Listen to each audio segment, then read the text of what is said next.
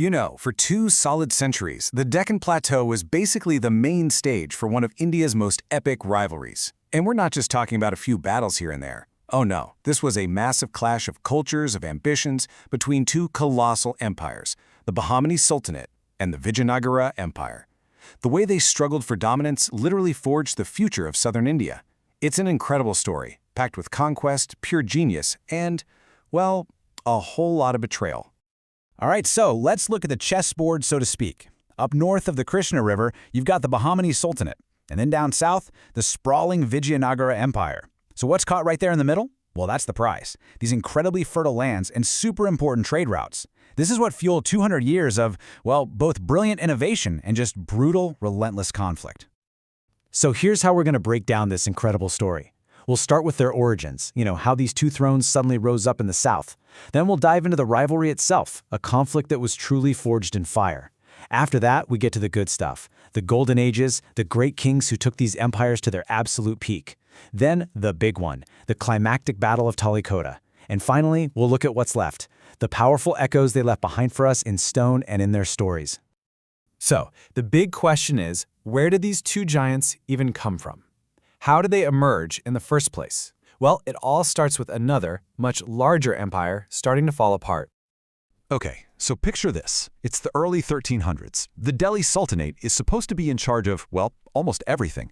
But its grip on the south is getting weaker and weaker. You had the Sultan, Muhammad Tughlaq, who had this, let's say, ambitious idea to move his capital from Delhi all the way south to Devagiri. It turned out to be a complete and utter disaster. His authority just crumbled. And when a power that big starts to fall apart, what do? You get a massive power vacuum, just sitting there, waiting for someone new to step in and take charge. And sure enough, two new powers stepped right into that vacuum. First up, in 1336, you have the brothers Harihara and Bukka. They set up shop on the banks of the Tungabhadra River and established the city of Vijayanagara, which literally means the city of victory. Then, just 11 years later, in 1347, an ambitious officer named Bahman Shah sees his chance. He declares his own independence right there in Devagiri. And just like that, you have two new empires, born as virtual twins, and as you can probably guess, destined to become lifelong, bitter rivals. Okay, so you've got two ambitious new kingdoms right next to each other. It's pretty clear that conflict was basically guaranteed. But what exactly were they fighting over for 2 whole centuries? What was so important? Their epic 200-year conflict really boils down to 2 key things. First, there's the prize, the Raichur Doab. This was an incredibly fertile strip of land between 2 rivers. If you controlled the Doab, you controlled the region's food supply and its agricultural wealth. It was everything. And second, there was the weapon, war horses. See, the best cavalry horses weren't bred in India. They had to be imported from Arabia and Central Asia. So controlling the western ports like Goa meant you could arm your cavalry with the best horses. And maybe even more importantly, you could stop your enemy from getting them. It was a total strategic and economic chokehold. Now, for all their fighting, the Krishna River often ended up being this sort of natural, though constantly contested, border between them. The Bahmanis were actually pretty shrewd diplomats. They'd often team up with other regional powers, like Warangal, to try and box Vijayanagara in and stop its expansion. And this last point here, this is fascinating. It shows a kind of grudging respect, Vijayanagara called the sultans Ashwapati, which means Lord of Horses, acknowledging just how powerful their cavalry was. But they called their own kings Narapati, or Lord of Men, to emphasize their own massive infantry forces. It's like they were sizing each other up, even in the names they used. But this era wasn't just about endless war. Not at all. It was also a time of incredible prosperity, mind-blowing cultural achievement, and some truly legendary rulers who brought their empires to their absolute zenith. This is when things get really interesting. You want to know how grand Vijayanagara was at its peak? Just listen to what foreigners had to say.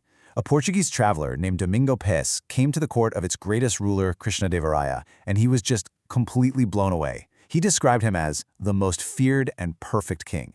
So he wasn't just seen as a great warrior, he was viewed as the complete package, the absolute embodiment of a perfect king. And I mean, his track record totally backs that up. Militarily, he did what his predecessors could only dream of. He finally conquered that coveted Raichur Doab, and then, in 1520, he decisively defeated the Sultan of Bijapur. Culturally, he was a huge patron of the arts, famously championing the Ashtadiggajas, who were like the 8 rock star poets of his court.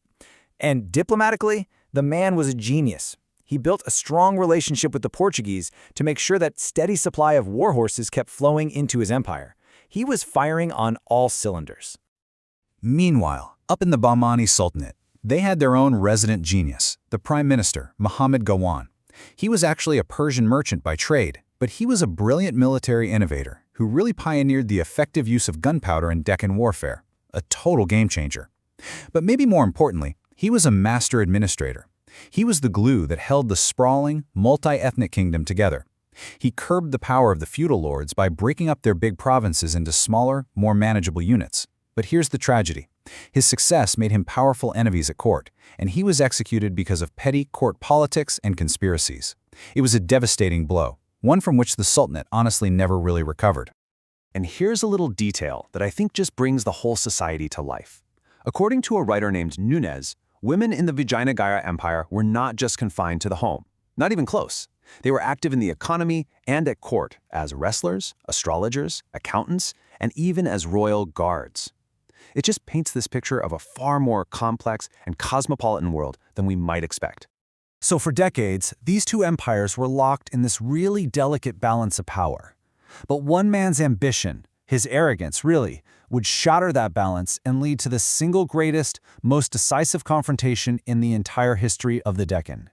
So how did it all come to this? Well, after Krishnadeva, the real power in Vijayanagara fell to his regent, a man named Ramaraya. Now, he was a brilliant strategist, but he was also incredibly arrogant. His whole strategy was to play the different successor states of the old Bahamani Sultanate against each other.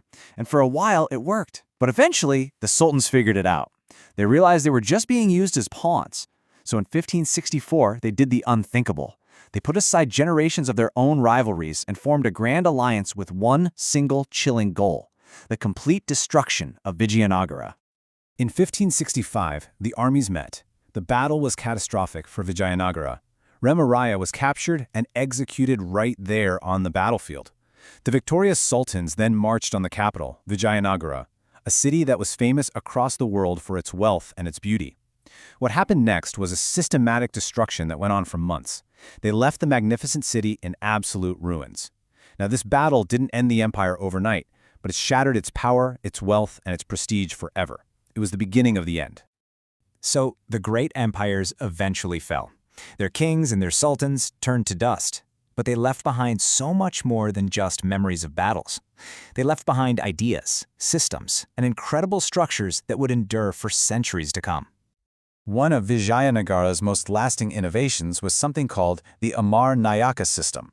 Basically, the king would grant territories to his top military commanders, who were called Nayakas. In return, these Nayakas had to maintain a certain number of troops for the king and pay him a tribute every year. It was kind of a feudal-like system that allowed the empire to control a vast, sprawling territory, and its basic structure would influence politics in the region long after the empire itself was just a memory.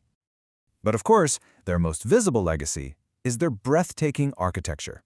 I mean, the ruins of Vijayanagara at Hampi are a UNESCO World Heritage Site today, and for good reason. It's home to wonders like the musical pillars of the Vitala Temple, which actually produce musical notes when you tap them. But the Bahmani successor states also created absolute masterpieces. You just have to think of the Gol Gumbaj in Bijapur. Its massive dome is an engineering marvel to this day. Or the legendary Golconda Fort, which was famous for its incredible acoustics, and for being the place that once housed the Kohinoor diamond. And what happened to the victors of Talikota? Well, that grand alliance that defeated Vijayanagara, it didn't last. The Bahmani Sultanate, which was already on shaky ground after the loss of Muhammad Gawan, had already fractured into 5 smaller, independent sultanates. These kingdoms would continue to fight amongst themselves for another century or so before they were, one by one, swallowed up by the next big power coming down from the north, the Mughal Empire. So that brings us to the end. The kings and sultans are long gone. Their armies are dust. But the administrative systems they designed, the trade routes they fought over, the poetry they sponsored, and the magnificent structures they built, they're still with us. And it really leaves you with a big question to think about. When all the dust of history finally settles, what is the true measure of an empire's legacy? Is it the fleeting power of its rulers, or is it the enduring strength of its culture and its ideas?